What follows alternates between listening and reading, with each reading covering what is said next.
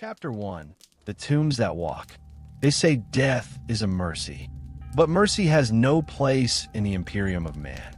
When a space marine falls in battle, his brothers do not mourn. They gather what remains of him. The broken armor, the dying flesh, the flicker of will, not to bury him, but to bind him, to seal what's left of his soul inside a sarcophagus of iron and prayer. This is not resurrection. It is entombment.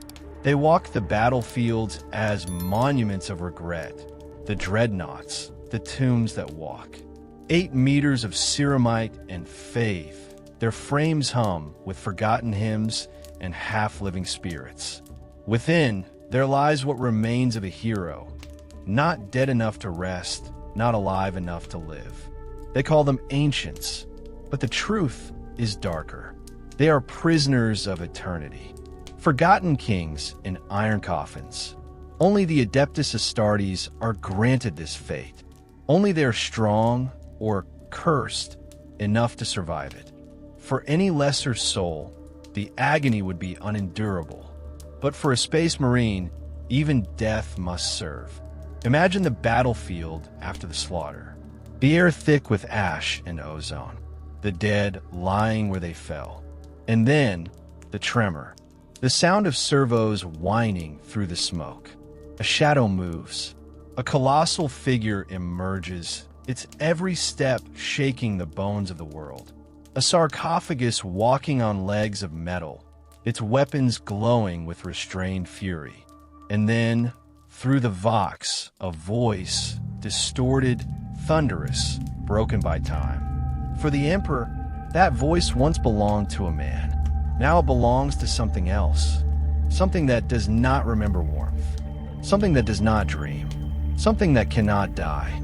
The Dreadnought is not a machine. It is a cathedral of suffering. It's every piston a prayer. It's every servo a scream. Each one is a relic older than empires, sanctified with incense and oil, tended like saints by the red-robed priests of Mars. Tech Marines chant Benheric litanies as they anoint its joints. Chaplains murmur blessings in a dozen dead dialects. When the sarcophagus is sealed, the warrior's name is struck from the rolls of the living, entered instead among the interred. Because once you enter a dreadnought, you never leave. Your body is sustained by chemical veins. Your mind tethered by spikes of neural steel. Your every thought filtered through a machine that does not understand humanity, only obedience. And as centuries grind on, as the silence between wars stretches into centuries, the boundaries between man and machine begin to blur. The voice grows colder, the memories dimmer, until one day, the dreadnought speaks, and the words no longer sound human. The Tech Marines call it spirit bleed. The chaplains call it divine burden. But the Space Marines know the truth. It is the soul wearing down. To live for millennia, caged in a tomb of iron and duty, that is not immortality. It is damnation painted as honor. And yet, when the call to war comes, when the chapter's halls echo with alarm bells and sacred hymns, the ancients awaken. The stasis vaults hiss open. Vapor rolls through the dark. Servo skulls drift like candles in a cathedral of stone. One by one, the dreadnoughts rise. Eyes flicker to life, dull crimson burning through the gloom. Limbs shudder, the weight of centuries grinding against the present. And then silence, because every Marine in that hall knows what it means to wake the dead. War has come again, and the living have failed. When the dreadnought marches to battle, it is not just another weapon. It is a reminder, a reflection of what the Imperium truly is. A corpse that refuses to fall, still clawing at eternity. Some say they can hear it through the vox, through the metal, through the roar of battle. Not words, but echoes. A hum like morning, a scream too deep for sound. And when the guns fall silent, When the victory is written in blood and smoke, the dreadnoughts are led back down into their vaults. They are beneath the stone. They stand in endless rows, silent, waiting. The servitors seal the doors. The lights fade, and in the dark, the warriors dream, or try to. Centuries pass. The galaxy changes. Empires rise and rot. But deep below, the tombs that walk still whisper. Sometimes the tech marines say they stir in their sleep. Sometimes one murmurs through the vox, a question no one dares answer.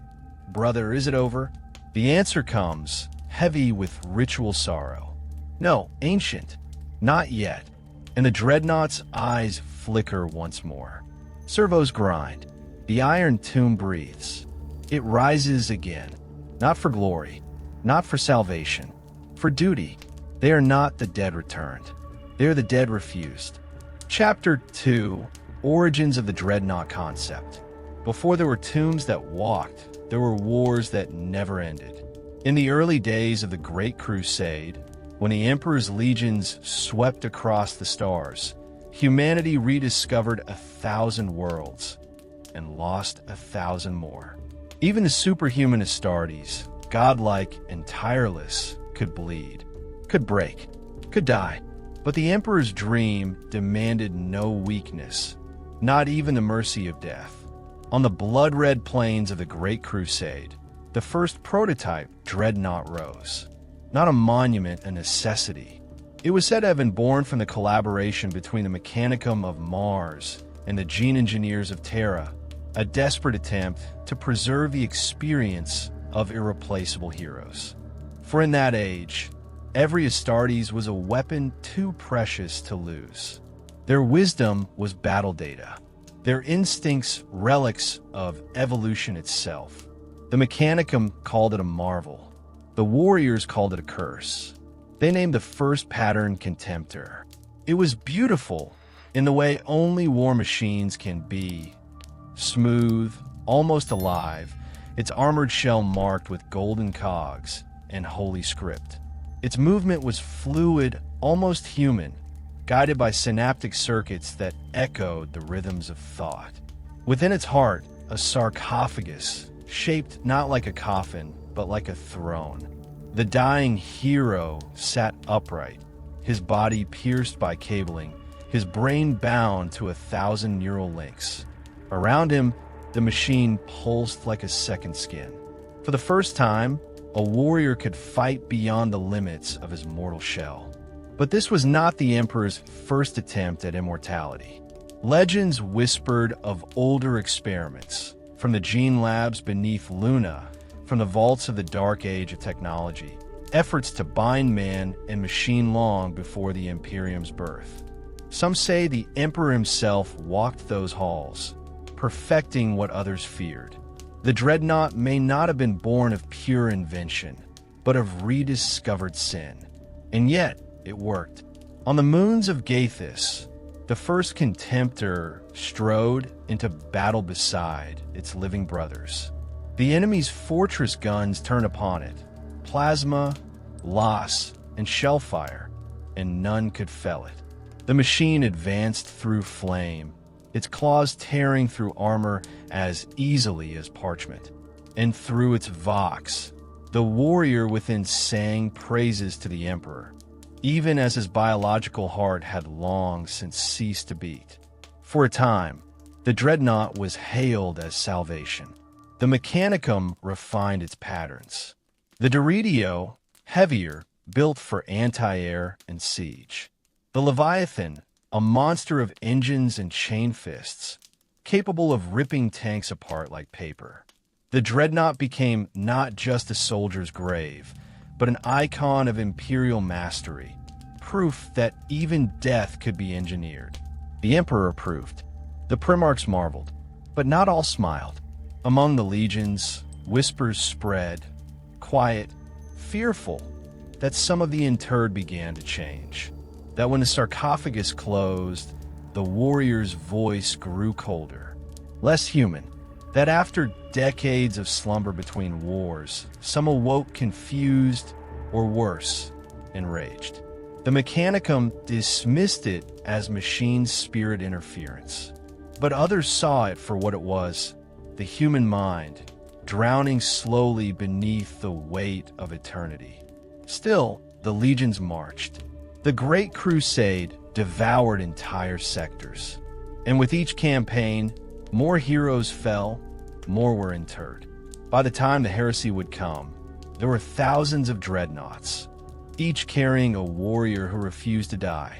The irony was never lost on the Astartes. They had been created as the pinnacle of the human form, perfect, unyielding, the Emperor's chosen sons. Yet here was proof that even they could not escape decay. Even perfection must be preserved through imprisonment. But to the Mechanicum, it was triumph. Each dreadnought was a holy fusion, a machine spirit bound with a mortal's will. To them, it was divine proof that man and metal could coexist, that flesh could be perfected through technology. Some whispered that the Omnicia himself, the Emperor, had sanctioned it as a symbol. Flesh encased in metal, spirit encased in logic, the perfect union of belief and machinery. And so, the rituals began. To entomb a warrior was no simple process. It was a rite, a sacred act. The dying Astartes would be carried to the forged temple, surrounded by incense and chant. His brothers would speak his oaths of valor. His name would be stripped from the rolls of the living. Then the Tech Marines would begin. The flesh would be cleaned, the wounds sealed not with medicine, but with liquid metal. Cables inserted through the spine, neural jacks through the skull. The sarcophagus sealed with molten wax, inscribed with litanies of endurance. And as the final rites were spoken, the sarcophagus would hum to life. The warrior would scream, every nerve alive with machine current, until the scream became a roar, until the roar became a voice through the vox. I still serve. That was the vow, the last oath of the dying. I still serve. And so they did. Across 1,000 worlds, dreadnoughts became the immortals of the legions, the living memory of the Great Crusade. The Ultramarines revered them as saints. The Blood Angels painted their sarcophagi with murals of ascension. The Iron Hands saw in them the perfection of logic over flesh. But even then, the seeds of horror had already been sown. The Mechanicum noticed something they did not dare record. Each generation of dreadnoughts became quieter, less responsive. The longer a warrior remained interred, the less his biological mind could be detected by the sensors. Some would only awaken when commanded. Others would refuse to sleep at all. And a few, a cursed few, began to whisper to the machines around them. Servitors moved of their own accord. Lights flickered in the dark. The dreadnoughts began to hum strange hymns when none were near. The priests called it praise. The Tech Marines called it feedback. But deep down, they knew something was changing inside. The dreadnought was no longer merely preserving life. It was transforming it. Perhaps it was always meant to, because the Emperor's dream had never been about saving the man. It had always been about saving the weapon. The dreadnought was the proof. Immortality in service. Thought without flesh. Obedience without end. The perfect soldier and the perfect prison. To this day, no one knows the name of the first intermarine.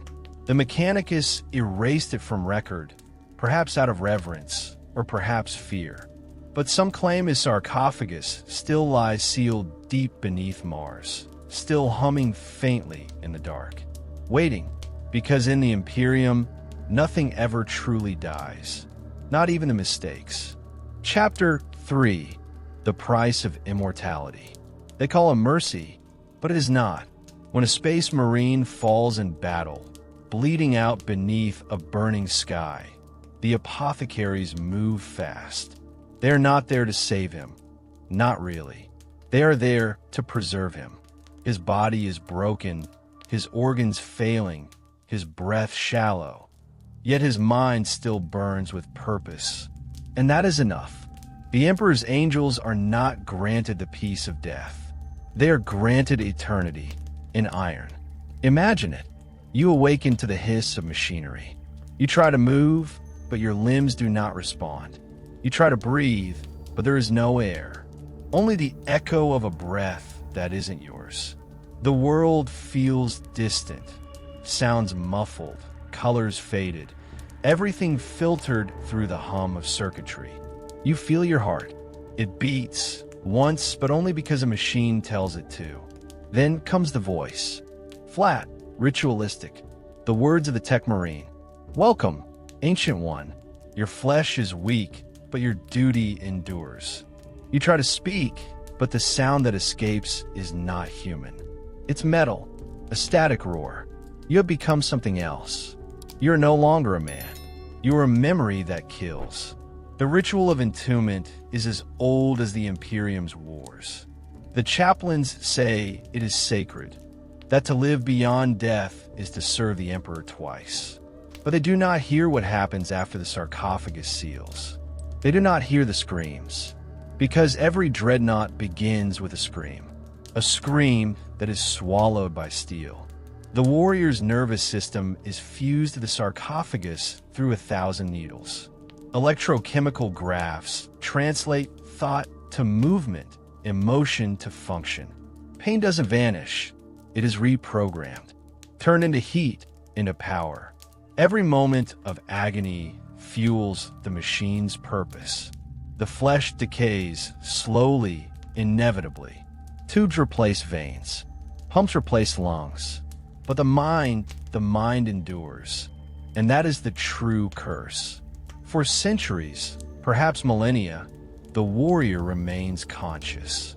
Between wars, he sleeps, or is supposed to, locked in stasis, buried deep in the catacombs of his chapter's fortress monastery. The vaults are silent, save for the low, rhythmic hum of machines older than empires. Some dream, others whisper, a few beg. Tech Marines speak of hearing faint echoes through the Vox lines, static murmurs that form words. Is it time? Do they still remember? Am I still me? There are stories, forbidden ones, of dreadnoughts that never truly sleep. Ones that talk to themselves in the dark. Ones that laugh. The Adeptus Mechanicus forbids inquiry. The chaplains call it blasphemy. But the truth is whispered among the Space Marines. The longer an ancient endures, the less of him remains.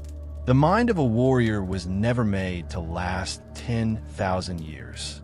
At first, they remember the wars, the faces of their brothers, the thunder of bolters, the warmth of blood and sunlight. But centuries erode even the strongest memories. Soon, those faces blur. The battles blend together. Time becomes a smear of endless violence and silence. Some try to cling to faith. Others try to cling to rage. But most simply fade, until all that's left is obedience. The Tech Marines tend to them like priests to dying gods. They anoint their sarcophagi with sacred oils, whispering Benheric prayers to keep the machine's spirits calm. They listen through the Vox, ensuring the warrior's consciousness remains stable. But sometimes, even the prayers are not enough. There are vaults where the dreadnoughts no longer respond to activation rites, where the Tech Marines' hymns return only static. Those sarcophagi are sealed forever. The priests call them silent ones. Others are less fortunate. Sometimes a dreadnought awakens. Wrong. Its Vox emits incoherent howls. Its limbs convulse. Its machine's spirit thrashes against its mortal host. The warrior's mind has broken, twisted by isolation and pain, his human identity devoured by the cold logic of the sarcophagus. When this happens, there is no ceremony, no mourning. The Tech Marines perform the rite of final silence. They gather in the deep vaults, beneath the monastery's catacombs. The broken dreadnought is lowered into a pit of cooling oil. Litanies are sung, and as the chanting rises, the plasma coils within the sarcophagus are cut one by one. The hum fades. The light in its eyes dies. The priests record his name among the dormant. The chapter never speaks it again. It is mercy, they say, but what kind of mercy is it to end a man who was never allowed to die? Still, there are others who endure. The venerable ones, the truly ancient. Their minds hold fast against the centuries, anchored by will, faith, and sheer defiance. To speak with one is to feel small. When a chapter awakens its ancients, the younger Astartes kneel. The Dreadnoughts' voices roll through the halls like thunder, ancient, deep, half mechanical, and half divine. They are teachers, philosophers, executioners. They carry the wisdom of the heresy, the crusades, the fall of worlds long forgotten. But even they are haunted. Between wars, when the stasis fields hum and the lights flicker low, they hear the whispers of the others, the lost, the broken, the screaming in the dark. Some claim it is the echo of machine spirits. Others say it is the chorus of their brothers, calling from the vaults of eternity. And sometimes the ancients answer, "Not yet." They whisper, "Not yet." There are chapters that fear their own dreadnoughts. The Iron Hands revere them as near divine, yet even they have destroyed those who drift too far from sanity. The Blood Angels keep theirs guarded by chaplains at all hours, wary of the creeping madness that haunts their gene line. The Space Wolves, proud, savage, claim their ancients still dream of Fenris, still howl in the dark when the wind outside their fortress howls with them. Each chapter tells itself a lie, that their dreadnoughts are honored, that this is a gift. But in the silence between prayers, they all know the truth. It is not immortality. It is slavery extended beyond the grave. To the Imperium, it is proof of devotion. To the dreadnought, it is the price of it. They do not live. They persist. They do not fight for glory. They fight because it is all they have left. And when they finally fall, when even the iron can no longer hold them, they are not mourned. Their bodies are scrapped, their sarcophagi stripped for relics, their ashes mixed with sacred oil to anoint the next. The cycle continues, as it always has, as it always will. For in the Imperium of Man, there are no second deaths, only service. And for those bound in the iron tombs, the war never ends. Not in victory, not in peace, not ever, because eternity was never meant for the living. Chapter 4, The Machine and the Mind. They say a dreadnought is a machine. They are wrong. A dreadnought is a covenant, a pact written not in words, but in code, in blood, and in the faint electric pulse of what used to be a heartbeat. Within its sarcophagus, two minds live, one of flesh and one of metal. And between them, an unending war for control. When the dying space marine is sealed inside, his consciousness does not simply connect to the machine. It merges. Every thought, every memory, every reflex must pass through a web of cogitator arrays, data thrums, and neural echo chambers. The machine translates his will into motion, his pain into power, his fear into silence. The link is total. There are no nerves anymore, no bones, no muscles, only commands. At first, the mind rebels. It cannot comprehend existence without flesh. It thrashes, panics, tries to find heartbeat or breath, but there is nothing, no warmth, no touch, only cold metal where skin once was. And then the machine spirit stirs. Every dreadnought, like all sacred constructs of the Mechanicus, has its own spirit, a fragment of code and will older than the warrior it now binds to. Some are calm and patient, pious in their servitude. Others are furious, unbridled, hungry for war. The Tech Marines call them temperaments. The chaplains call them souls. The truth, is far stranger, because when man and machine join, neither remains whole. There are dreadnoughts whose spirits whisper in Benheric tongues the warrior cannot understand, words that drive him toward fury, violence, slaughter. Others resist him, forcing him to fight not only the enemy, but his own armor. There are even those who fall silent entirely, leaving the warrior trapped in eternal isolation, unable to feel or sense the world around him. But when the link works, when mind and machine harmonize, the result is transcendent. The warrior feels the battlefield as if it were his own body. The vibrations of bolter fire through his armor. The hum of plasma as though it were blood coursing through his veins. The heat of battle like breath upon his skin. The sarcophagus becomes an extension of will, and for the first time since his death, the warrior feels alive again. Alive in a way no living being can understand. The bond is not permanent. It must be renewed, maintained, appeased. Between campaigns, the dreadnought sleeps, and the machine's spirit slumbers with it. Before each awakening, the Tech Marines perform the rite of communion. In the darkness of the vaults, red-robed priests approach with incense and incantations. Servo skulls hover, casting pale light upon the iron giant. The Tech Marines place their mechadendrites against the sarcophagus ports, direct link mind to machine. They whisper binary prayers through the data lines, fragments of code laced with hymns. To the outsider, it sounds like static, but to the dreadnought, it is a language older than voice, a dialogue between two forms of consciousness. Through that communion, the Tech Marine feels the pulse of the warrior's mind, faint, sluggish, ancient. He listens for clarity, for coherence. If the signals return distorted, the chaplain is summoned. If they do not return at all, the stasis is left unbroken. For to awaken an unstable mind is to unleash something worse than death.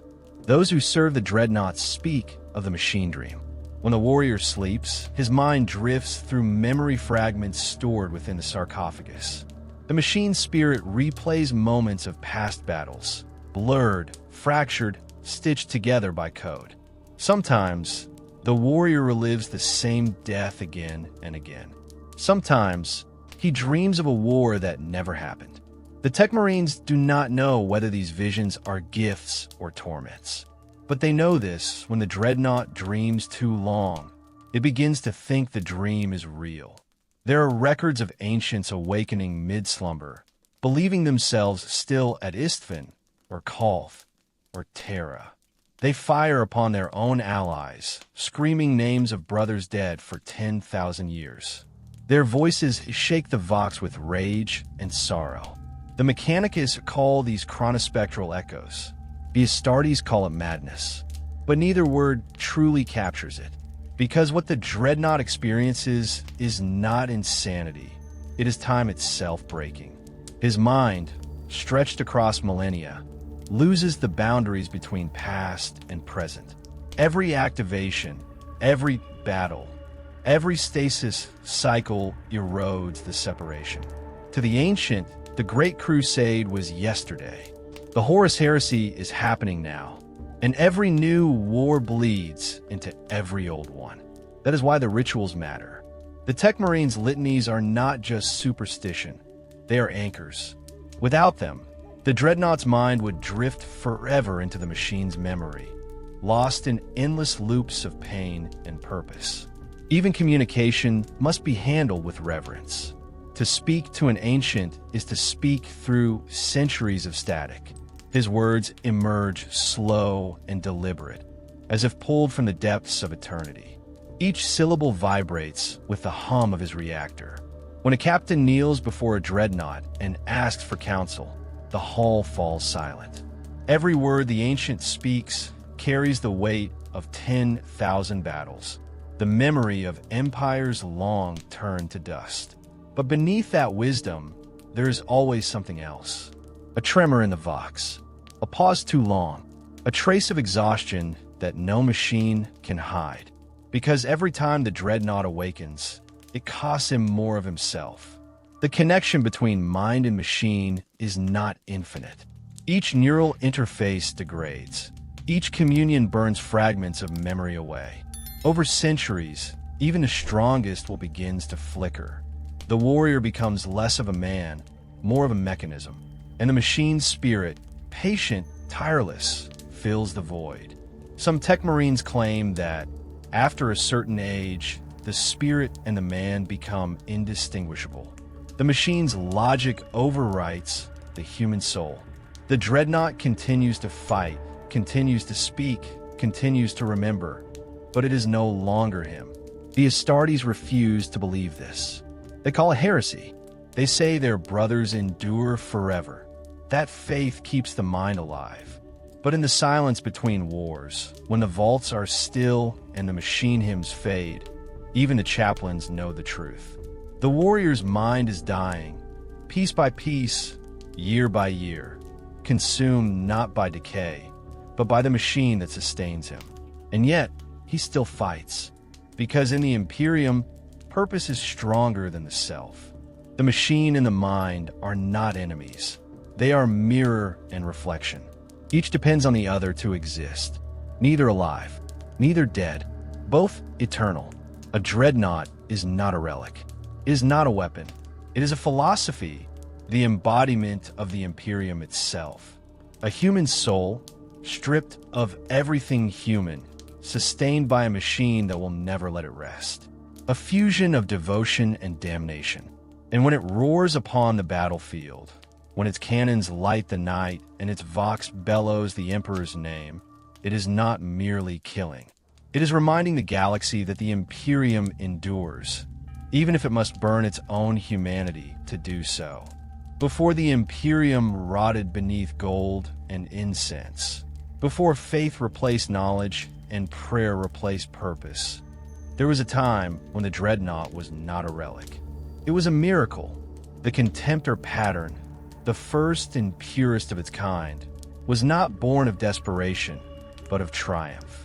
In the days of the Great Crusade, when the Emperor still strode among his sons and the stars burned bright with conquest, the Contemptor walked as the living symbol of mankind's supremacy. Its form was elegant, not brutal. Smooth, curved armor plates like the muscles of a titan. Its reactor core thrummed with an almost living rhythm. It did not lumber like its descendants. It moved, fluid and precise, like a warrior reborn in steel. The Mechanicum called it the apostolic frame, for it bore within it a truth they scarcely understood, a perfect synthesis between the machine's spirit and human will. Where later dreadnoughts would struggle, the Contemptor danced. It was said that the Emperor himself blessed the first prototypes. Others claimed the design came from the recovered fragments of a Dark Age standard template construct, too advanced to replicate, too sacred to question. Whatever its origin, it was unlike anything the Imperium would ever build again. Its sarcophagus was not merely a coffin, it was a throne of communion. The neural couplings interfaced directly with the subject's synaptic matrix, transmitting thought at the speed of lightning. Every motion, every strike, every recoil was instinctual. Those who witnessed the Contemptor in battle described it not as a machine of war, but as a living god of destruction. On the plains of Meriden, an entire orc warband fell silent when one appeared. They watched it walk through flame as if it were air, its twin-linked bolters cutting down green flesh faster than the eye could follow. When it reached the enemy warlord, it did not strike with rage. It simply grasped him and crushed him slowly, like a priest extinguishing a candle. That calm, terrible grace became its signature. The Contemptor did not rage. It judged. To the legions, they were more than weapons. They were their memory made manifest. Each Contemptor bore the name and heraldry of the warrior within. The sarcophagus was carved with his deeds, gilded with sigils of his legion, blessed with the blood of his battle brothers. To awaken one, was to commune with the past itself. When a contemptor rose from its stasis vault, its legion would gather in silence. Even the Primarchs showed reverence, because to look upon one was to see the reflection of the Imperium's golden age, the moment when man and machine walked as one, uncorrupted, unstoppable. And yet, even in perfection, the shadow of tragedy lingered. For the Contemptor was too perfect, too alive. Its machine spirit was more than code. It learned, adapted, dreamed. The Tech Marines recorded strange anomalies, sarcophagi that hummed when no one was near, Contemptors that remembered commands never given or whispered words in forgotten tongues. One spoke of a warrior long dead, describing his own death in detail, though no such record existed. Another requested to fight alongside his brothers from another legion, unaware that the Horus heresy had already torn them apart. At first, the Mechanicum called these anomalies blessings, proof of the machine's divine evolution. But some began to fear what they had made. For the Contemptor blurred the line between man and God, between soul and circuit. Its pilots did not degrade as swiftly as later dreadnoughts. Many remained lucid for centuries, too lucid. They remembered too much. One such ancient, Brother Hellion of the Ultramarines, spoke to Robot Gilliman himself. His words were recorded in the archives of Macrich. "You build us to endure, my lord, but endurance without end is not strength. It is imprisonment." Gilliman ordered the recording sealed, but others remembered. The Contemptor was too aware, too human. And the Imperium does not tolerate awareness, only obedience. As the Great Crusade bled into betrayal, the Contemptors fought on both sides of the heresy. On Istvan, they clashed with each other in scenes so brutal the earth itself screamed. Ancient fought ancient, brothers entombed, turned into gods of iron, rending one another apart in silence. Imagine the horror of that. Two warriors who had fought beside each other for centuries, now trapped within their walking tombs, unable to look each other in the eye as they tore one another limb from limb. Even as the legions burned, the Contemptors endured. Many were shattered beyond repair, their fragments sealed away in the vaults of Mars. Others vanished into the warp with their traitor masters, where time and sanity meant nothing. And when the heresy ended, when the ashes of the dream fell upon the ruins of the galaxy, the Contemptor pattern vanished. The Mechanicus could no longer replicate it. The sacred forges that birthed it were lost or destroyed. The remaining Contemptors became relics, tended with reverence and fear, their schematics guarded as holy writ. The few that still walk today are ghosts of a brighter past. Their armor bears the marks of 10,000 years. Their spirits hum with ancient sorrow. Some still recall the Emperor's voice, or claim to. Others remember nothing but fire. To see one awaken in the 41st millennium is to glimpse a fragment of what was lost. The Tech Marines call them relic dreadnoughts. The chapters call them Saints of Iron. But the truth is simpler. They are echoes. Echoes of an age when mankind still believed it could rise above death, rather than drown beneath it. When a Contemptor walks, even the young Marines pause to watch. Not out of awe, but out of mourning, because that machine, that perfect fusion of flesh and steel, is not just a weapon. It is a reminder that once long ago, the Imperium was beautiful, and it will never be again. Chapter 6, The Leviathan and Siege Monsters. If the Contemptor was beauty, the echo of man's harmony with his own creations, then the Leviathan was the sound of that beauty breaking. After the Great Crusade bled into betrayal, after brother turned upon brother and the stars burned with civil war, there was no more place for elegance, no more room for perfection. The galaxy demanded brutality, and Mars answered. The Leviathan-patterned dreadnought was born not from inspiration, but from desperation. Where the Contemptor had been swift and precise, the Leviathan was a fortress given legs, a walking cataclysm built for one purpose only: destruction. Imagine it. The ground trembles long before you see it. The sky fills with dust and smoke, and out of that haze comes the silhouette. Immense, unnatural, hateful. Its cannons are as large as tanks. Its fists are siege engines. The earth splits with every step. When it fires, cities die. There are no hymns for the Leviathan, no songs of grace or glory, only silence and recoil. The Mechanicum forged them in the darkest days of the heresy. Their designs stripped of all pretense of artistry, optimized for obliteration. Within their bulk lay reactor cores meant for titans, their cooling vents bleeding light like wounds. The sarcophagus at their heart was buried deep, a prisoner's cell surrounded by layer upon layer of armor, shielding, and machine code. It was said that the warrior within could not even see the world anymore, only feel it through the sensors of the machine. Those who were interred in Leviathans rarely volunteered.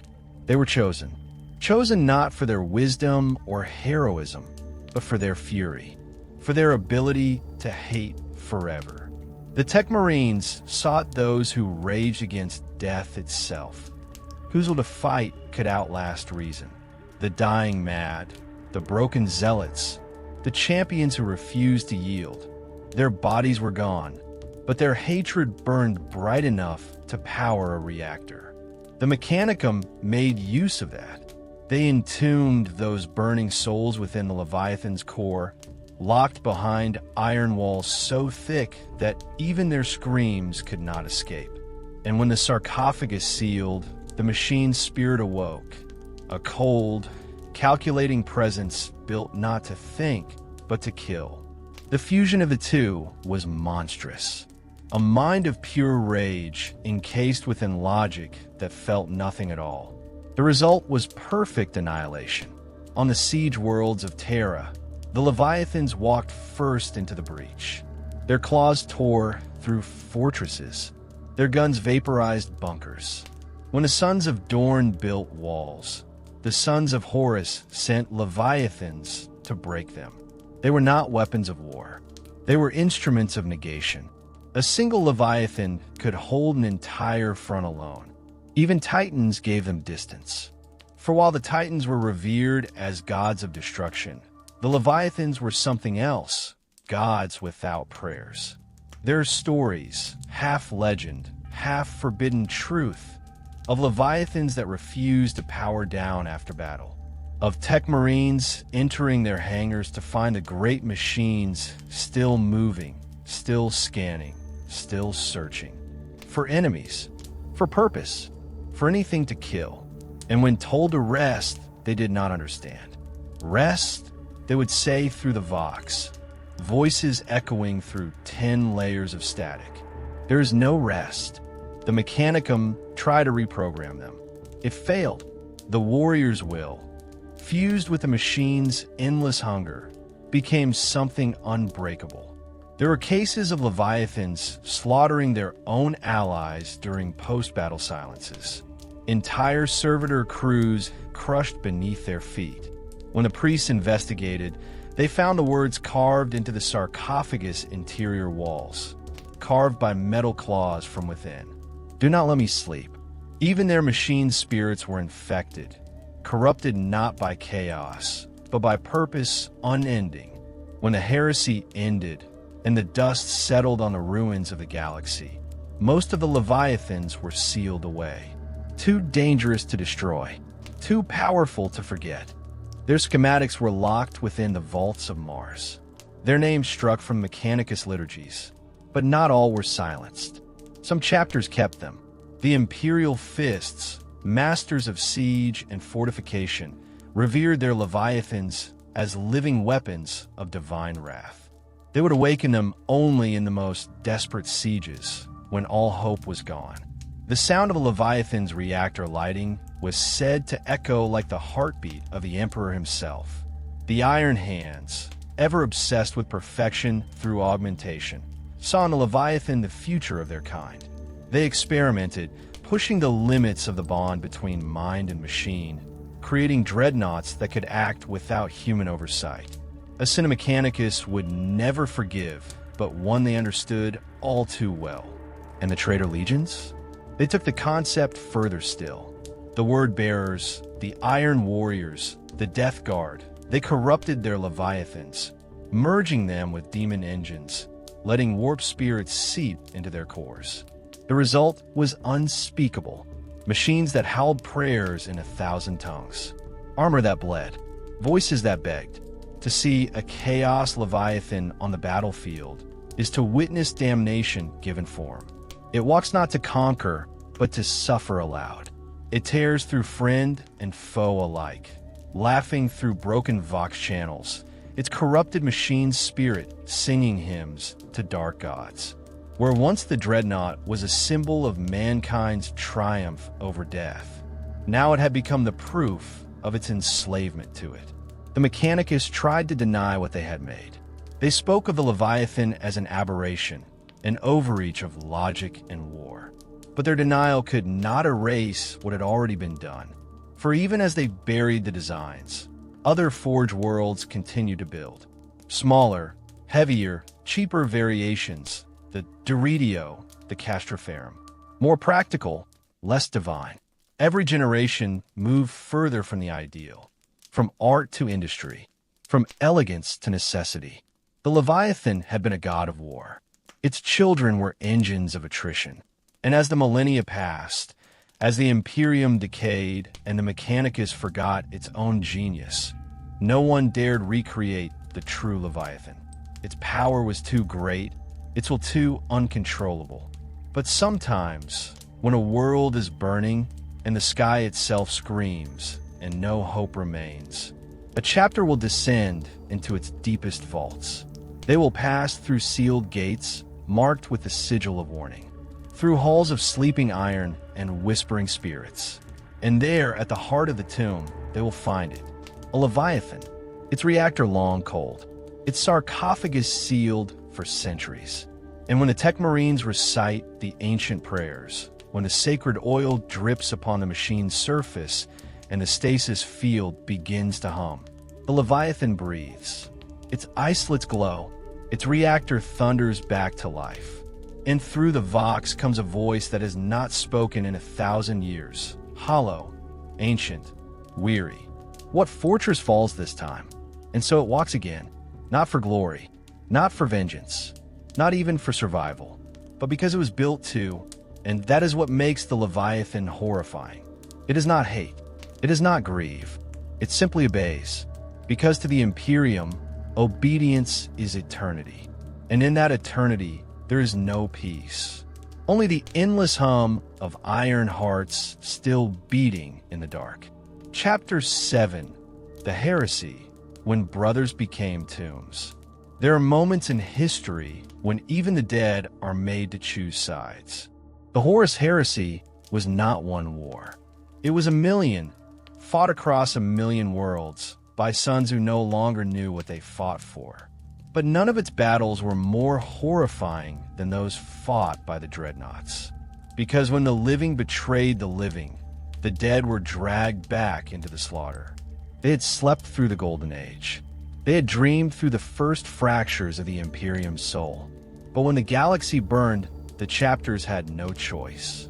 The ancients were awakened. And once more, the tombs that walked took to the field. At first, it did not understand. To them, the galaxy had always been whole. The Emperor was still the shining light of mankind. Horus was still his favored son. The legions were still brothers in arms. Imagine awakening from centuries of silence and finding that everything you fought for, everything you believed in, has devoured itself. Some refused to fight.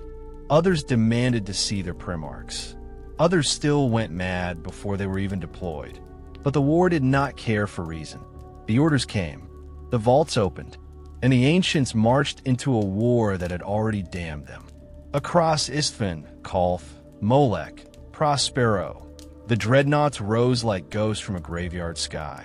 The loyal and the traitor, the just and the fallen, indistinguishable beneath the same sacred armor. The same oaths, the same pain.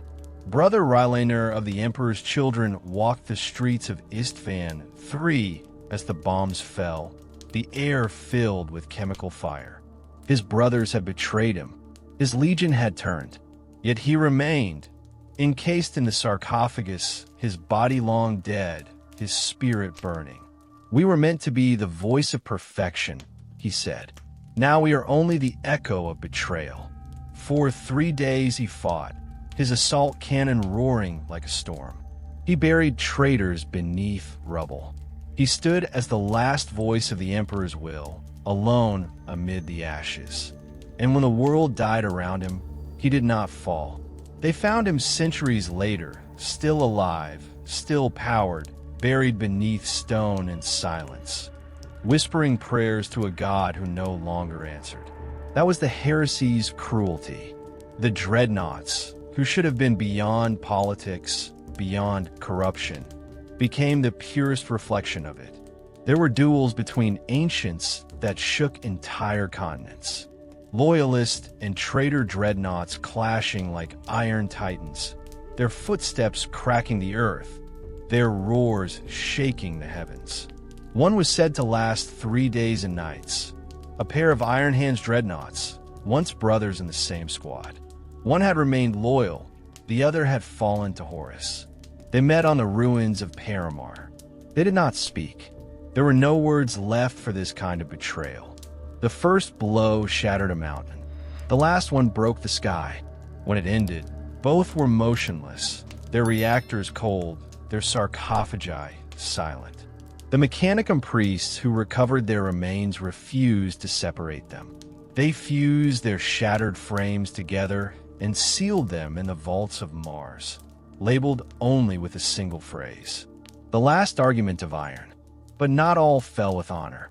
When the War Master's forces took Mars, when the Red Planet itself turned against the throne, the forges that birthed the dreadnoughts became factories of horror. The Dark Mechanicum tore open the sarcophagi of captured loyalists, rewiring their minds, fusing them with demonic circuitry. They turned the proud heroes of the Emperor into twisted engines of hate. It was on the battlefields of the heresy that the first Hellbrutes were born. The loyal dreadnoughts called them the Cursed Ancients. Once brothers, now abominations. Their metal warped, their vox filled with laughter and screams. Where once their machine spirits had sung hymns, now they shrieked in warped tongues. The first time a loyalist dreadnought saw one of these things, he hesitated. He did not understand what he was seeing, what had been done to his kin. That hesitation cost him his life. The traitor dreadnought tore him apart, screaming his name in mockery, its own voice a twisted mirror of the man it once was. From then on, the loyal dreadnoughts showed no mercy. They killed their corrupted kin without pause. But there was no victory in it, only sorrow. For every heresy-era record of a dreadnought duel ends the same way. Both destroyed, both entombed again, both remembered as lost. Even the Primarchs, in their pride, mourned them. Perturabo, the Iron Warrior, watched as his dreadnoughts marched into the fires of Terra and whispered, "They're the perfect soldiers. They ask for no reward, no forgiveness. They will die for whoever tells them to." He was right. The dreadnoughts of the heresy were not heroes. They were relics wielded by monsters, by gods wearing human faces. When the siege of Terra began, the ancients walked the walls. Their cannons melted traitor titans. Their fists crushed demons. And for a moment, the loyalists believed they could hold. But the heresy was never about survival. It was about faith and the breaking of it. In those final days, the halls of the Imperial Palace echoed with the thunder of dreadnoughts firing side by side. Imperial fists beside blood angels. Iron hands beside ultramarines. Each one an echo of a legion that would soon cease to exist. When the War Master fell, when Horus was slain and the Emperor entombed upon his throne, the surviving dreadnoughts were sealed away. The loyal ones returned to their chapters, or what was left of them. The traitors fled into the Eye of Terror, dragging their cursed machines with them. The heresy had not just divided the living, it had damned the dead. To this day, when a dreadnought awakens in the 41st millennium, some still speak names long erased. Some still call out to brothers who turned against them 10,000 years ago. Some whisper, "Is the war over?" And the Tech Marines, the ones who have heard the Vox channels echo with that question, they know better than to answer. Because for those ancient warriors, the war never ended. The heresy is still burning inside their minds, inside their machines, forever replaying in a loop of grief and loyalty and rage. That is the curse of the dreadnoughts of the heresy. They were built to outlive their enemies, and they did. But in doing so, they outlived everything else too. Their brothers, their purpose, their peace. And so they walk still across battlefields that do not know their names, killing in the name of a dream that died 10,000 years ago. They are not relics. They are reminders. Reminders that even the dead can betray. And even loyalty in the Imperium of Man can be a kind of damnation. Chapter 8, Chaos Dreadnoughts, the Cursed Engines. There are fates worse than death. And then, there are the Dreadnoughts of Chaos.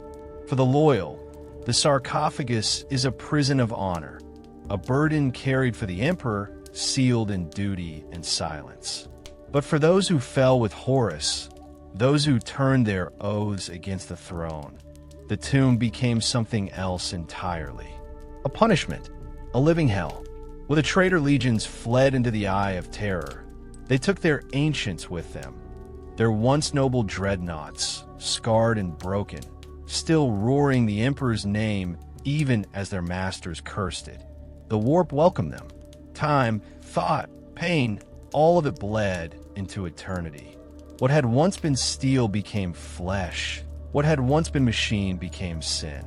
The machine spirits within the dreadnoughts screamed as demons infested their cores. The souls of their pilots, still living, still aware, were forced to feel every moment of it.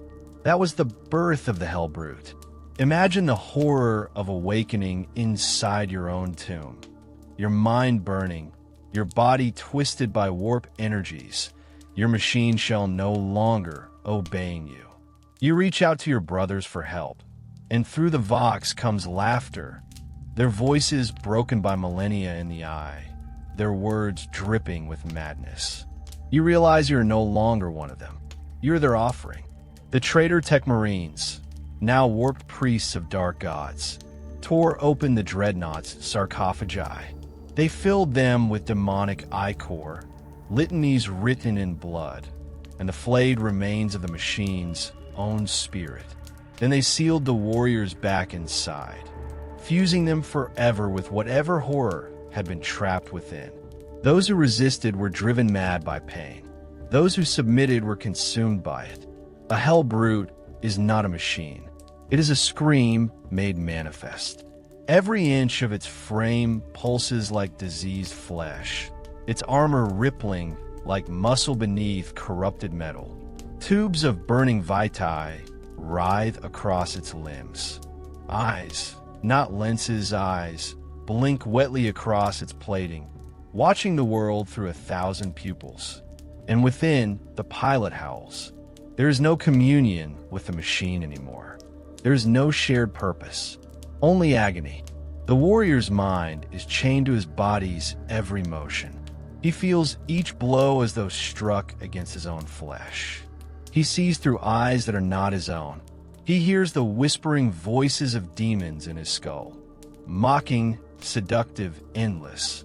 In their twisted parody of faith, the Chaos Legions still use them. The World Eaters awakened their Hellbrutes before battle by bathing them in the blood of captives. They call it the Red Baptism. The Word Bearers inscribe their sarcophagi with verses from the Book of Lorgar, forcing their imprisoned brothers to recite them endlessly through the Vox, their words mixing scripture and screaming. The Iron Warriors, cold and cruel, see them as perfect siege beasts. They keep their Hellbrutes chained in the dark between wars, starved of sensory input, left alone with their madness, until the next fortress needs breaking. When they are finally unleashed, the Hellbrutes tear through everything, desperate for the silence of death they will never have. But the most terrifying are the possessed Hellbrutes when the demon wins. These abominations no longer contain a man's consciousness. The soul of the pilot is devoured, leaving behind only fragments of memory and hatred. They move like beasts, howling praises to the dark gods, every step trailing fire and blood. Even chaos fears them. There are stories of Hellbrutes breaking loose in the warp, turning upon their own war bands, slaughtering everything in blind rage. They cannot be controlled, only directed toward the enemy and prayed over afterward. And yet, some remember, in the depths of their torment, beneath layers of madness and mutation, a few Hellbrutes retain a spark of who they once were.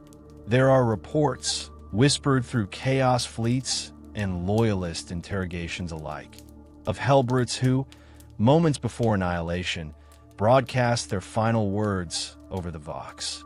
"Emperor, forgive me." No one knows if these cries are genuine. Perhaps they are echoes of machine memory. Or perhaps, even in damnation, the Astartes' soul endures, screaming for the light it once knew. To the Mechanicus, this is heresy beyond comprehension. To the Ecclesiarchy, proof of chaos evil. But to those who understand the machine, those who know what it means to merge mind and metal, is something worse. It is empathy, because they know what the Hellbrutes truly are. They are not monsters. They are victims. Every Hellbrute is a loyalist dreadnought who never died, a warrior who survived too long, remembered too much, and was devoured by a galaxy that does not allow peace. Some Chaos Lords claim to honor their Hellbrutes, keeping them chained at the heart of their warships, whispering to them through the void, feeding them memories of the past. But even they know it's not compassion, it's control, because the Hellbrutes' suffering is power. Its madness fuels the warp. Its pain is worship, and so they keep screaming. On the fields of Cadia, the loyalist dreadnoughts met their corrupted kin once more. It was said the ground itself trembled beneath their battle. The loyalists moved in solemn silence. The Hellbrutes laughed, voices rising in broken hymns of blasphemy. When their fists met, the impact shattered the sound barrier. When it ended, there was no victory, only silence. Both lay broken, their sarcophagi cracked open to the void. And for a moment, the loyal Tech Marines swore they heard something in the Vox. A voice, ragged, weak, human. "Thank you." No one spoke of it again. To this day, Hellbrutes stalk the Eye of Terror, eternal, sleepless, enraged. They are chained in the holds of chaos warships, howling in the dark, their voices echoing through rusted corridors like the prayers of the damned. And when the war horns sound, when the gods demand blood once more, the chains are broken. They charge into battle, half machine, half demon, all agony. Their plasma cannons glow like open wounds. Their claws drip with molten flesh. Their laughter drowns the Vox. And in the silence after the battle, when the fires burn low, you can still hear them, faintly beneath the static. The voice of the man who once lived inside. "Please let me die." But chaos has no mercy. It never lets go. The Imperium's dreadnoughts may be prisons of duty, but the Hellbrutes? They are prisons of damnation. And in their screams, the galaxy remembers what happens when immortality becomes torture, when service becomes slavery, when eternity itself becomes the cruelest weapon of all. Got it. For now on, I'll write every chapter as if it's already being read out loud over slow, cinematic music by a rich, steady narrator's voice. Every sentence will be paced for an AI voiceover. No clunky clauses, clear pauses, heavy imagery, lines that breathe naturally in audio. Here's your next installment. Chapter 9, The Silence Between Wars. Deep beneath the fortress monasteries of the Adeptus Astartes, there are places the living almost never go. Vaults older than any chapter, carved from bedrock and iron, lined with cables thicker than a man's arm. Places where the air is cold and dry, where light dies at the edges of the hallways, and every sound feels like a trespass. This is where the ancients sleep. Row upon row of sarcophagi stand like pillars in a cathedral of shadow. Their hulking frames are locked in stasis, reactors dark, weapons inert, machine spirits dormant. If you listen closely, there's no hum, no whisper of cooling vents, no heartbeat. Just silence. Silence so deep you can hear your own blood move. To the Tech Marines, this is sacred ground. They enter in 2s or 3s at most, mechadendrites folded like penitent arms. They carry oil, incense, and benheric prayers encoded in copper scrolls. Every step is measured. Every breath is ritual, because they're not walking among machines. They are walking among ghosts. Each dreadnought slumbers alone, sealed behind layers of code and steel. Its sarcophagus glows faintly with stasis field light, a dim, pulsing blue like a candle in a tomb. Some have slept for decades, others for centuries, a few for 10,000 years. Inside, the warriors dream. No one knows what they see. Some Tech Marines believe they relive their last battles, fighting and dying over and over. Others say they drift in pure darkness, aware of nothing but the weight of eternity. There are stories, whispered among neophytes, that the oldest ancients sometimes speak in their sleep. Faint words through the vault's vox lines, fragments of prayers, or names of brothers long dead. The Tech Marines never confirm these stories, but sometimes when the lights flicker, when the stasis fields hum just a little louder, they glance at one another with eyes that will not meet. Because they have heard it too. Every chapter dreads the moment it must wake its ancients. It is not a ceremony of pride. It is a confession, a silent admission that the chapter cannot win this war alone. The rituals begin hours before the actual awakening. Incense is burned until the vaults are hazy. Litanies are sung in overlapping harmonics. One voice for the warrior, one for the machine spirit, one for the emperor. Servitors sweep the floors in endless loops, clearing dust that has lain untouched for decades. The Tech Marines approach the sarcophagus and attach their mechadendrites to its interface ports. Through that connection, they send the awakening codes, line by line, hymn by hymn. Binary prayers pour into the machine's dormant heart. Slowly, the stasis field dissolves like frost at sunrise. First comes a sound, a low, rolling groan from deep within the dreadnought's frame. Servos twitch. Hydraulic pistons shift like old bones. Dust sifts from its armor in thin streams. The sarcophagus lights flare. Then the voice, always the same pattern, distorted, hollow, as though pulled from the bottom of an ocean. Brother, a pause. Is it time?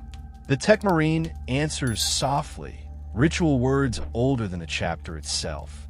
It is time, Ancient One. The chapter calls you to war.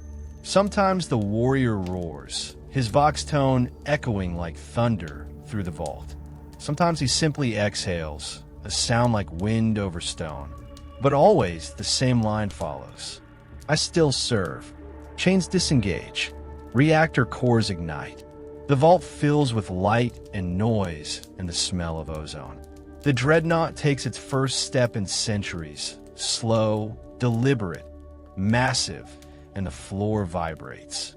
Neophytes kneel. Veterans bow their heads. Because in that moment, the chapter is looking not at a machine, but at a memory walking. A living fragment of its own history.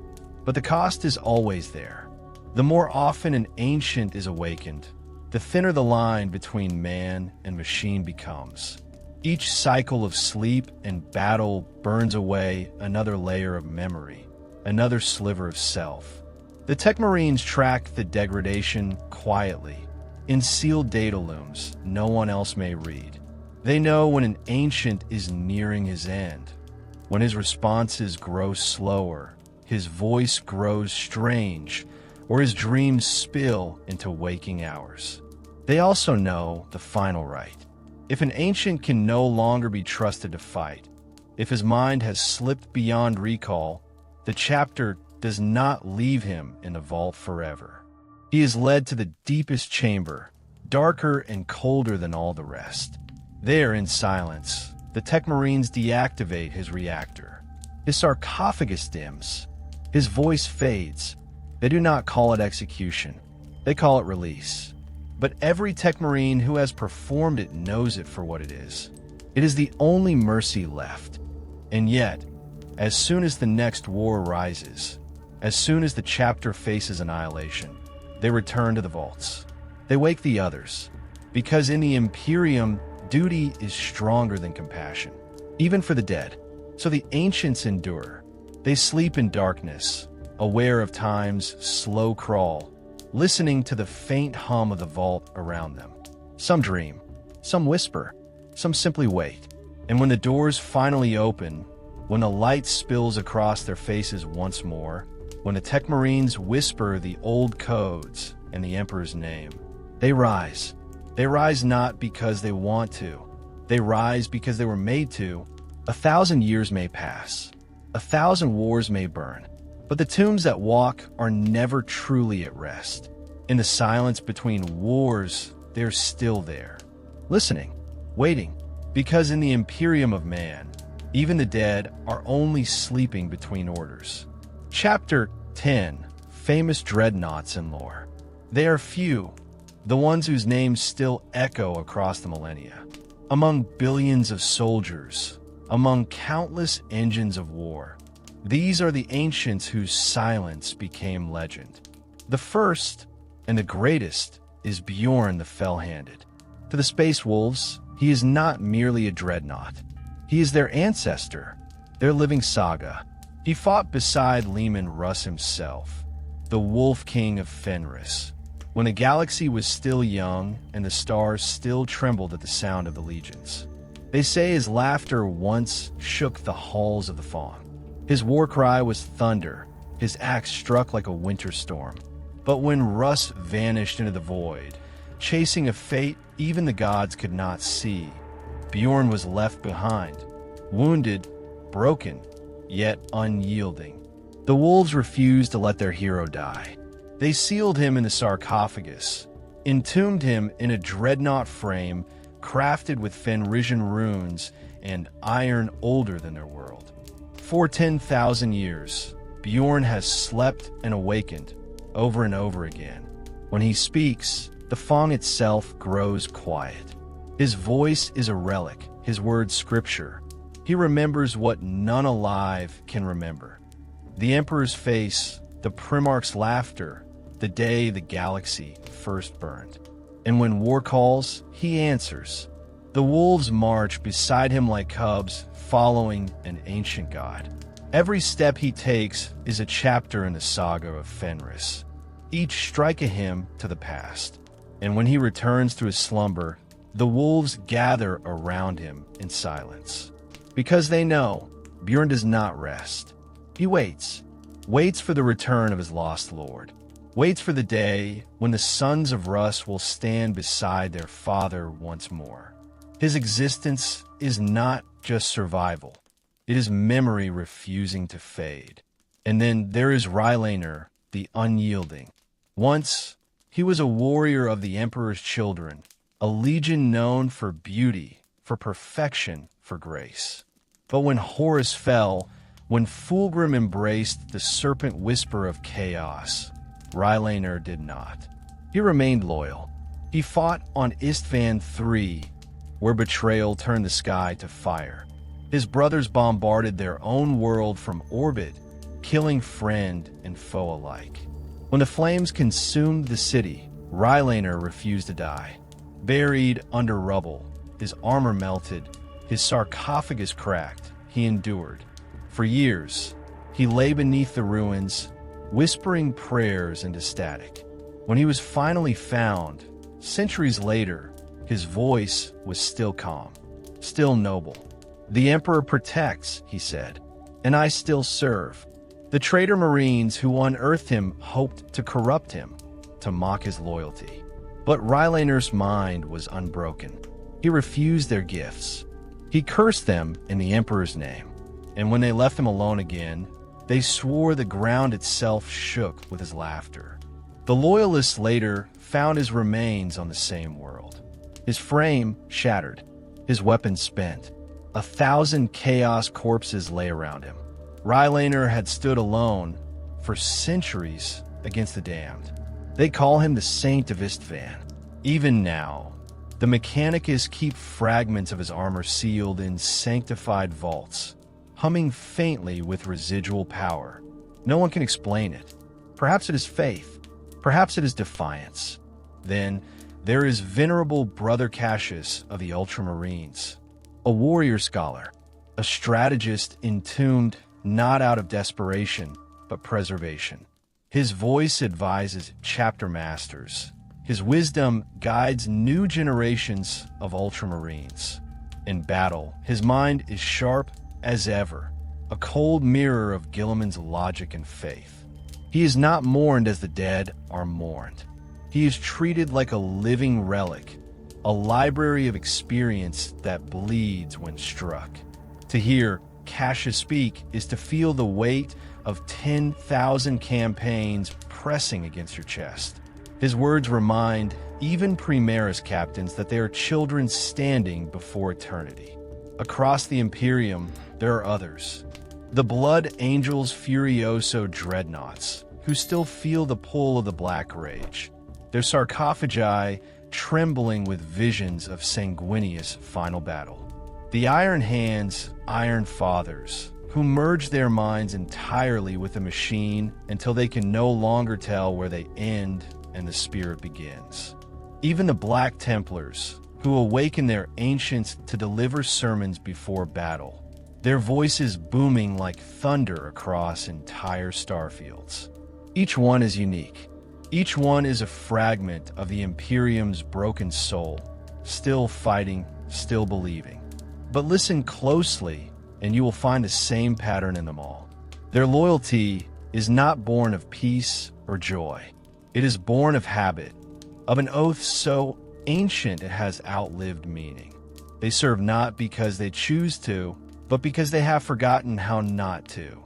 And perhaps that is why the Imperium reveres them, because they are the purest mirror of itself. Immortal, unfeeling, unending. Heroes that cannot die, legends that cannot rest, and voices from an age when man still dared to dream. Chapter 11, Modern Patterns, Redemptor, Brutalis, and Beyond. 10,000 years after the heresy, after the screams of brother against brother faded into ritual and myth, the Imperium rediscovered how to dream, or at least how to imitate it. In the age of the Primaris, when Belisarius' call reshaped the sons of the Emperor into taller, stronger, purer forms. He also turned his gaze upon the ancients. For if the Astartes could evolve, could not their tombs evolve with them? And so, the Redemptor was born, a new breed of dreadnought, a machine larger and more flexible than its predecessors, designed to house the bodies of the Primaris warriors, those who had crossed the Rubicon and lived to tell of it. But make no mistake, it is no rebirth. It is the same prison with better architecture. The Redemptor's sarcophagus gleams with fresh alloys, its systems more responsive, its armaments devastating. Twin plasma incinerators burn like captured suns. Macro fists capable of crumbling bunkers like sand. Its movement is faster, its armor thicker, its frame capable of surviving even orbital bombardment. To the Mechanicus, it is proof that Call's genius endures. To the chapters, it is hope that their greatest heroes will never truly be lost. But the warriors entombed inside, they know better. The Redemptor's neural couplings are more sensitive, more invasive. They bind the pilot's mind completely to the machine's logic circuits. There is no distinction between thought and function, no space for rest.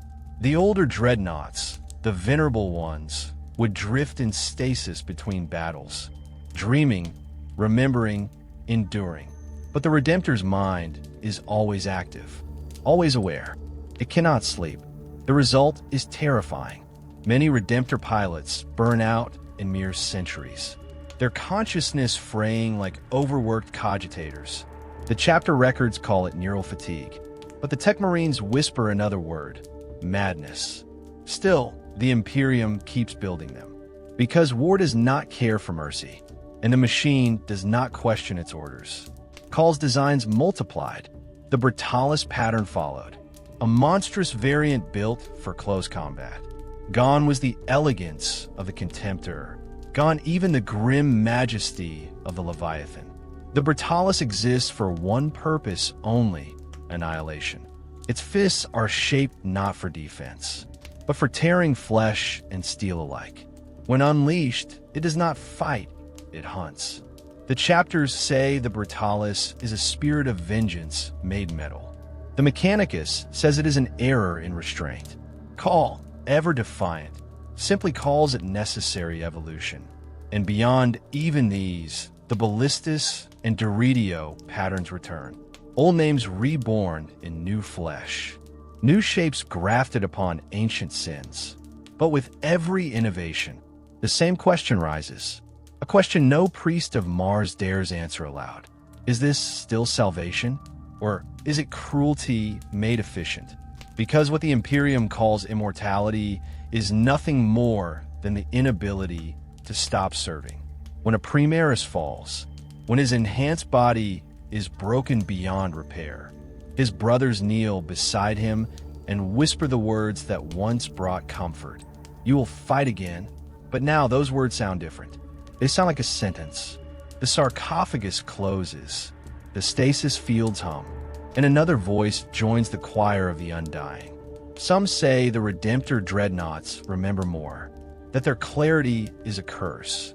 They can recall the color of the sky on their homeworlds, the laughter of their comrades, the taste of victory before it turned to ash. And that memory, that awareness, is what drives them mad faster than their forebears. There are reports, buried in the Mechanicus archives, of Redemptors refusing shutdown orders, their pilots screaming through the Vox that they're not done yet. There are accounts of Brutalis units who tear through friend and foe alike, when their machine spirits lose synchronization. To the Imperium, these are isolated incidents. To the rest of us, they are warnings, because for every improvement the Mechanicus claims to make, the price remains the same. Immortality without peace, purpose without choice, life without life. And yet, the chapters continue to bless the sarcophagi, to whisper prayers as the coils ignite, to call these entombed souls heroes. Perhaps they are, or perhaps they are only the latest proof that in the Imperium of man, no innovation is ever truly progress, only a new way to suffer.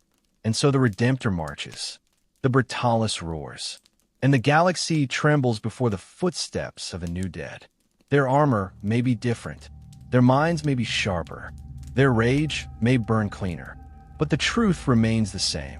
There is no redemption in the Redemptor, no liberation in the Brutalis, only the same ancient lie, painted with brighter gold, that eternity is something worth surviving. Chapter 12, The Eternal Vigil, The Curse of Duty. They say the Dreadnought is eternal, but eternity is not a gift. It is a wound that never closes. The Imperium calls them heroes, monuments to loyalty, champions who have conquered death. But look closer. Look past the hymns, the oil, the incense. Listen, and you will hear the truth hiding beneath the prayers. The Dreadnought does not live. It endures. And in its endurance, it becomes something more than the sum of its metal and flesh. It becomes the Imperium itself. Because what are these walking tombs, if not a reflection of the empire that built them? Ancient, magnificent, rotting, still moving forward, not because it can, but because it has forgotten how to stop. Each Dreadnought is a sermon written in steel. A sermon that says, you will serve until your body breaks, and then you will serve some more. The living envy them, the dead pity them, but to the Imperium, they're the purest expression of faith. Faith not as hope, but as obedience. There are legends told among the chapters, quiet, whispered ones, spoken only when the lights flicker low in the forges. Stories of ancients who awoke long after their chapters had died. Their fortresses buried, their banners turned to dust. No orders, no voices, no brothers left to serve, only silence. And still they walked, through ruin, through dust, through a galaxy that had forgotten their names. They searched for enemies that no longer existed, because they knew nothing else, because to stop would mean to remember that they were alone. That is the Imperium's secret. It is not a civilization. It is a habit, a reflex, a corpse that still twitches in the name of duty. And so the Dreadnoughts keep moving. Across 10,000 years of endless war, they march through the ashes of humanity's dreams. Iron giants carrying a burden that no soul should ever bear. When they speak, their words are slow, drawn out by millennia of pain and purpose. Their voices sound like dying reactors. Their silence sounds like prayer. Some chaplains claim that when a Dreadnought falls for the last time, when its sarcophagus finally ruptures and its reactor grows cold, you can feel it, not as sound, but as absence. A hole in the air, a void where duty once was. The battlefield grows quieter. Even the bolters seem to falter for a moment, as if the galaxy itself pauses to acknowledge a thing that has finally stopped suffering.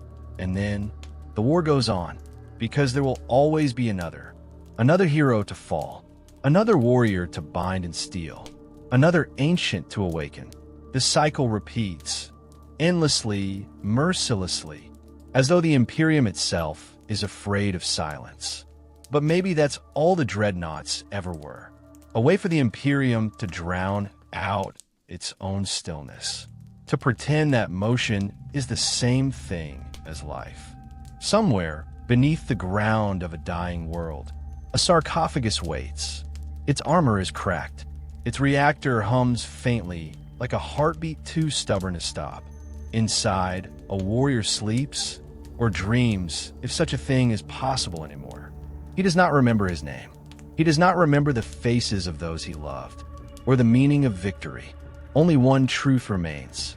I still serve. That is all he is now. A thought-made machine. A purpose given shape. And perhaps that is why the Dreadnoughts endure. Not because they are strong, but because they cannot die until the Imperium itself does. They are the eternal vigil. The silent promise that even if every star goes dark, the Imperium will still crawl forward on rusted limbs and broken faith. They are the ghosts that never stop marching, the echoes that refuse to fade. They are the Emperor's final curse upon his sons, that they will never know peace. Not in life, not in death, not in the hollow eternity between. And when the last Dreadnought finally falls, when the last sarcophagus grows quiet, when even the machine spirits stop singing, there will be nothing left to hear but the sound of the galaxy exhaling, the sigh of a war that lasted too long. Until that moment comes, the tombs that walk will still rise, still fight, still serve, Because in the Imperium of Man, immortality is not salvation. It is the final order, and the dead obey.